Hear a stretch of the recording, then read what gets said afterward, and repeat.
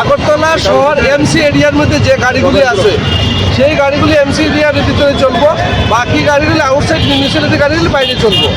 আমাদের এইটার আইডেন্টিফিকেশন করানোর লেগে আমরা পিঙ্ক কালারের লেগে আমরা অলরেডি দপ্তর বিজ্ঞপ্তি দিছে, এতদিন সময় দেওয়া হয়েছে তাদেরকে। আমরা বারবার বলা সত্ত্বেও এখন তারা যে গাড়িগুলি অনেকগুলি গাড়ি কইরা নিছে, বাকি যে গাড়িগুলি করে নাই তাদের বিরুদ্ধে আমরা দপ্তর আইনগত ব্যবস্থা নিতে শুরু করছি।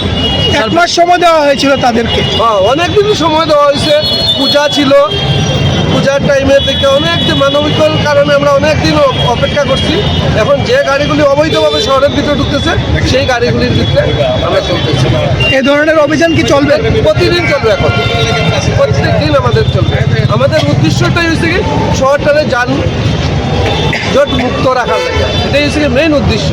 এবং যেগুলি গাড়ির কাগজপত্র নাই, যারা অবৈধভাবে ইন্স্যুরেন্স ছাড়া, পলিউশন ছাড়া, ফিটনেস ছাড়া চলতেছে, সেইগুলি আমরা করতেছি। স্যার, দেখা যাচ্ছে ব্যাটারি চালিত অটো অনেক, প্রায় মানে অটোর থেকে বেশি, তাদের বিরুদ্ধে কি কোনো অভিযান? ব্যাপার হচ্ছে ওদের তো as per motor vehicles act অনুসারে ওদের পারমিট লাগে না। তো যার জন্য পারমিট না থাকলে কারণে তারা কোন জায়গাতে চলতেছে তাদের ওইটার মধ্যে রুট মেনশন করা থাকে না।